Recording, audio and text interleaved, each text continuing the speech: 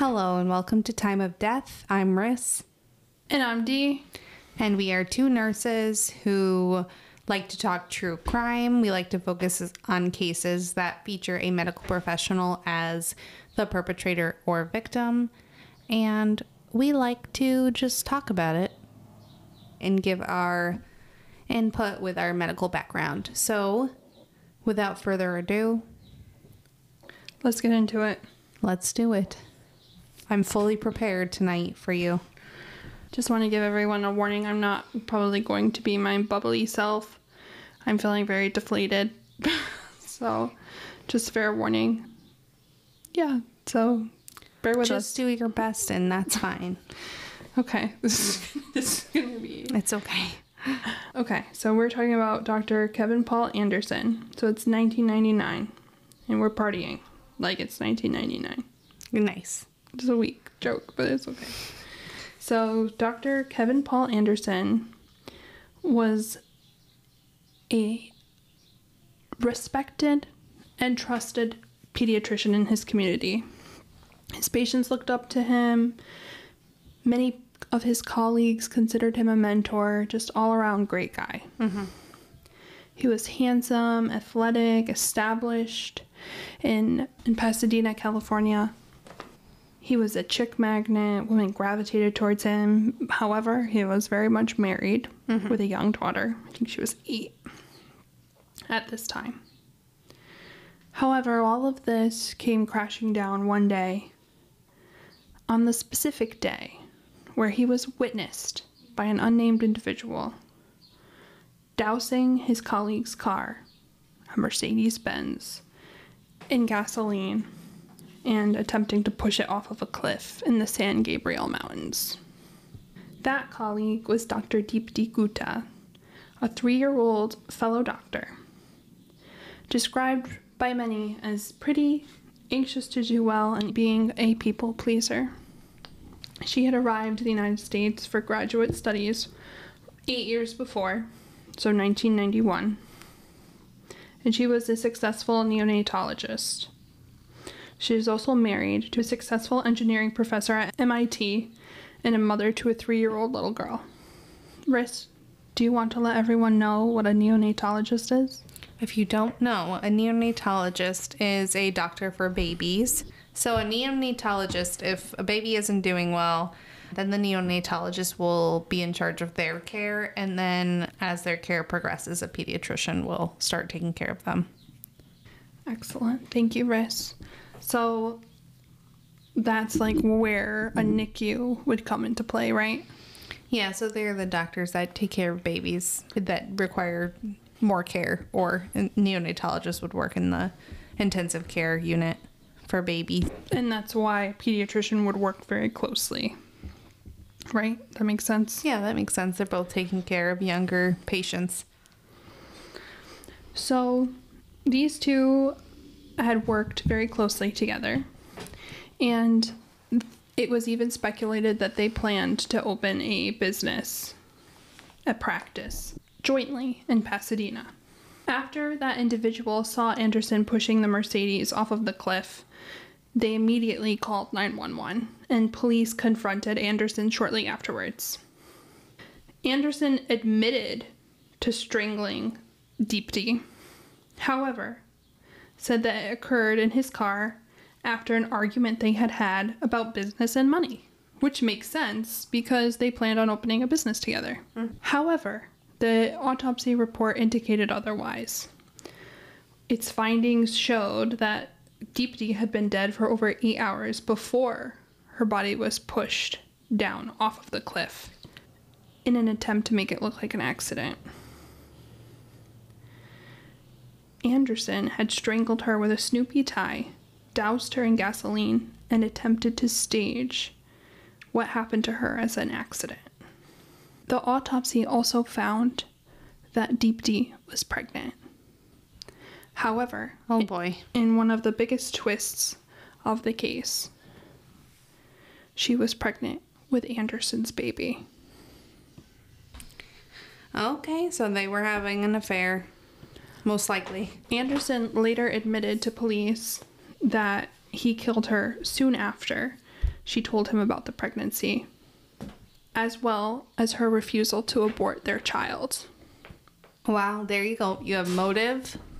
Number one motive. Well, you have some big motives, but money and love, or, you know, adultery, sex, those are huge motivators for crime. Love gone wrong, or sex gone wrong.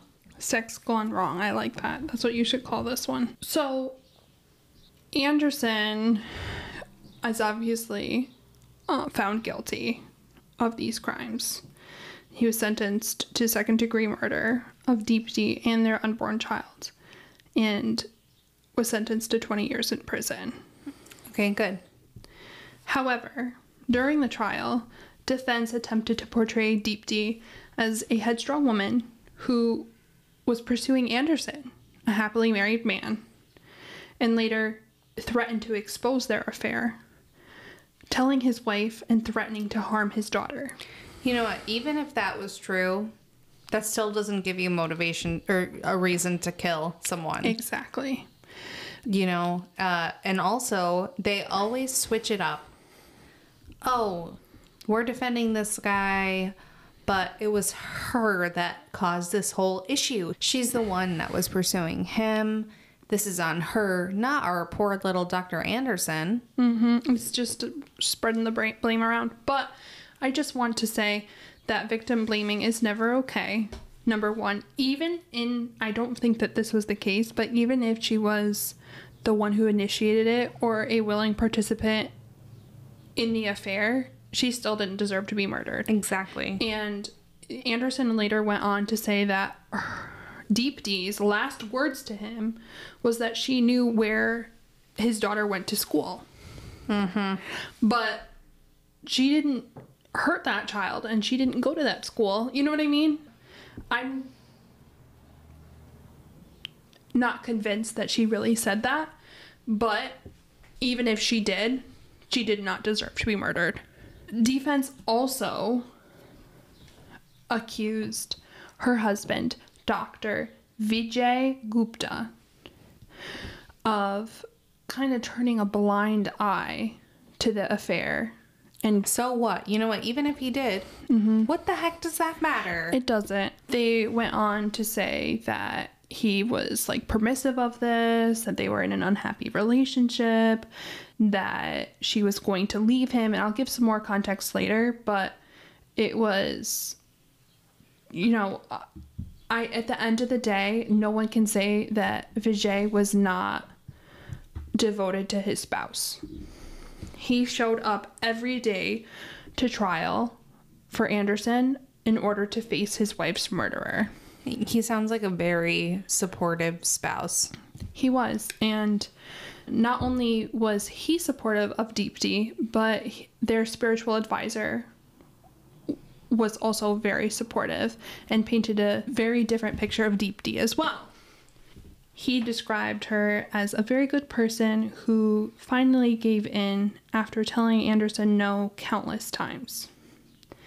Anderson went on to say that they had sex 3 times, the last time being the night before her murder. So if this is true, they got pregnant very quickly. So either the first or second time that they hooked up. If it's true, he could be downplaying it. Who knows? Yeah. Or they could have just had sex the one time. However, Vijay denied that this was a mutual affair. Oh. Saying that it was one-sided on Anderson's end, not Deepti's. He had produced letters from Anderson that were in Deepti's possession. However, Anderson was never able to produce a letter from Deepti. So that kind of gives more credence to the fact that it was one-sided. It's like an unrequited. Yes. Are we thinking it's like a sexual assault at this point? Well, Vijay accuses Anderson of sexual harassment towards Deepti and also insisted that other women out there were victims of his as well. Oh boy. He was a sexual predator. So he was adamant in defending Deepti's memory and her reputation, and in an effort to honor her memory, her like, because she's not with us anymore, or was not with us anymore, as well as their daughter, Divya, who was only 3 years old at this time. He was adamant. Deepti was a victim. She is innocent. He also said that he never suspected that they had an affair. And he is adamant about this, and I believe him. Quote, "She was a busy doctor, and if she came home late, she was just busy with her patients," which tracks and makes sense. Yeah. They were both busy in their careers. He was a professor at MIT, and she was working as a busy doctor. So they're both, you know, juggling a lot of things, their careers, as well as the 3-year-olds. Defense said that they were in a joyless marriage together. Oh, boy. And went on to say that they had conceived their daughter through IVF, which is very problematic. That is so problematic. And you know what? That just slaps everybody who has had trouble with conceiving children in the face with that comment, because just because you can't biologically have children, you're gonna say that they don't love their spouse. And you know what? Not for nothing, marriage looks different for everyone. You know, even if they weren't physically intimate, and that's a huge freaking stretch, but say that they weren't, that's not to say that they couldn't love each other. Exactly. And it's just, it was like so shitty for defense to, you know. You know what, though? They'll stoop so low. They sometimes. do stoop so low. They also revealed that they were in an arranged marriage, which again, really has no bearing on this. And 2, marriage looks different for everyone again. However, Vijay addressed this and said there are so many marriages with problems, and yet people live together. And you know what, Vijay? That's so true. And you're in a partnership with your spouse, and you work through your problems. Everyone is going to have problems. Yep. Every single marriage or relationship or partnership has issues, and you work through them as a unit, a cohesive unit, and you figure it out together. Preach it, Ris. You know, I'm sure Anderson and his wife clearly had issues as well. Yeah. Everybody has issues. I have issues. We have issues. Dee and I have severe issues. The cat also. Me and my cats, terrible issues. I can't stand their attitude sometimes. Listen, that Bubba is a freaking... I picked him up today, and he immediately jumped out of my arms, and I was like, you freaking... Here I am, sad, and you leave. What emotional support are you providing? He doesn't care. He does not care. He's like that person who's uncomfortable with feelings and emotions. Bubba's like Bubba. that. He's a very, very sweet cat, but he does not know how to process the human emotions. You know what, though? He should try. He should at least try. He should try, but he don't give a F about nothing. Interestingly, they accused Vijay of being verbally abusive of Deepti while she was pregnant with their daughter. Again, there's really no credence to this. They also accused Deepti of wanting to leave him during that time, but she didn't. And his behavior during this trial indicates to me these are the actions of a devoted husband. This is not the actions of someone who is pretty wishy-washy, not content in their marriage. You know, I mean, I probably shouldn't say that because you never know. But how it appears to me is that he was supportive and loving. I agree. And, you know, he sounds like someone who takes what she says at face value. He trusts her. The Guptas, Deepti and Vijay, had a spiritual advisor. And this spiritual advisor shared during the case that Deepti was very conflicted about the affair. She had confided in him. And on the same day that she was murdered, that infamous day in the national park, she had left him a voicemail.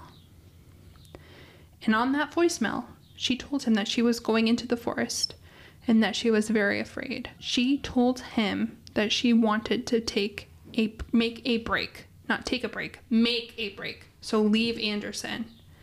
At the same time, she wanted to keep his child. There you go. You know what? Occam's razor. The most plausible story is likely what happened. Well, I don't know if this is plausible, but she also confided in the spiritual advisor that she did not want to leave Vijay. Mm-hmm. So, before we go into Occam's razor, if she didn't want to leave him while pregnant with another man's baby, she didn't leave him when they alleged verbal abuse from Vijay, she was not leaving him. Mm-mm. Talk about the Occam's razor, because I'm in blah, blah, blah, blah, da, da, da, da. So, Occam's razor. You probably already know this, but simplest explanation is the answer. Yes. So this is what I'm thinking. Yes, she had an affair with Anderson. Anderson, you know what? Don't quote me on this, but I feel like he probably did pressure her in the affair. It sounded like he was trying to court her and pressure her a little bit. So I think she did have an affair. They slept together. I don't know if I believe Anderson's claim that it was 3 times. Yeah. Got pregnant real quick. And then Anderson found out she was pregnant. She's like, nah, I'm not leaving my husband, number one. And also, like, I don't think we should be together. And also, I'm keeping the child. So your relationship is threatened, number one. Mm-hmm. You're having a child with me, number 2, that you could be responsible for or criticized for in your community. Mm-hmm. And also, I don't know, like, if they had a romantic feeling between them at all. I'd like to read those letters. Mm-hmm. But maybe he was also scorned and rejected. And those 3 things just combined together, and he went nutto. And he ended up killing her and then trying to stage it like he didn't do that. I like he went nutto. I'm going to use that. He went nutto. I don't know where that came from. I've never used that phrase before. I like it. Stay nutto. Stay nutto. That's our new catchphrase. The spiritual advisor shared that Deepti had gone to India a few months before her murder and visited a religious shrine, I'm going to massacre this, Vaishnava Devi Shrine, for special blessings and insight, which really, again, circles back to the fact that she is very conflicted. Mm-hmm. I mentioned earlier that there was a plan to open a business together, Anderson and Deepti. However, these plans went sour way before Deepti was murdered. Way before. Okay. Because Anderson's wife got suspicious. She put the kibosh on any business plan because she thought Deepti and Anderson were messing around.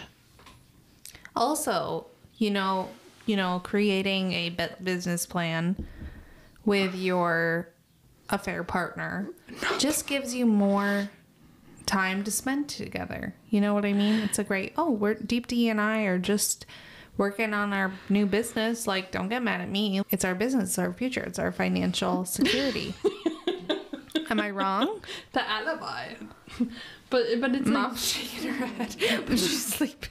But you know what? If I'm gonna do those out there. Having a business is stressful when you're basing a relationship on lies and deceit. That's even more stress. Yeah. But when is you're he doing dumb both enough to do it? Hell yeah. Hell yeah. He is. He's nutto. He's a little bit nutto. He's a nutto. So, in response to the wife putting the kibosh, Deepti and Vijay went to their home, the Andersons' home. Oh, God. In order to convince Anderson's wife that Anderson and Deepti were not messing around. Vijay went on the record and said, Indians take matrimonial vows carefully with a sacred passion, which is a huge slap in the face. And why, reason 1447, why I believe Vijay was a good husband. I think he believed her blindly. Yep. And he believed she was just as devoted to their marriage as he was. I'm not saying, you know, again, murder is never wrong. It's never wrong. Affair's not right anytime either, but... But you said murder is never wrong. Back it up. Walk it back. Walk it back. Murder is never right. What did they call that? A Freudian slip? Oopsie. A little slip. My true colors popped out for a second there. Just kidding. Nutto murderer. So here's what I meant to say. Murder is never the right thing to do. Yes, affair is wrong. You know, adultery is hurtful and devastating. But murder is never the answer. And obviously, Anderson and Deepti should never have an affair together. But Anderson is like 100 times more wrong because he ended up killing her. Mm-hmm. So I will say adultery is wrong all the time. And murder is wrong all the time. There you go. That's all you need to know. There you go. But murder is more wrong. Muck duck. Muck duck. Muck duck. That's an Office reference. Mm-hmm. Nutter butter. The Office trademark. Right? Don't you have to like we're copyright? We're too small for anyone to sue us, Riz. They're gonna say. Is that even a thing? We're two broke nurses. We're two nurses. I'd be like these dum-dums. These dumbasses. Trademark. Copyright. You got a nutter butter. Why did you say nutto? Nutter butter. Nutto. Trademark. Nutto. Trademark. Maybe that's how we're gonna be our big break.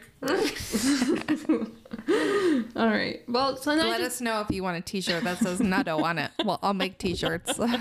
I'll make merch. Cat paws.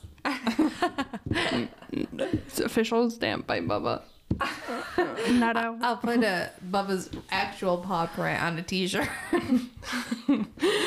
But I just want to say, like you said, Riz, affair is never right, as well as Deepti and her baby.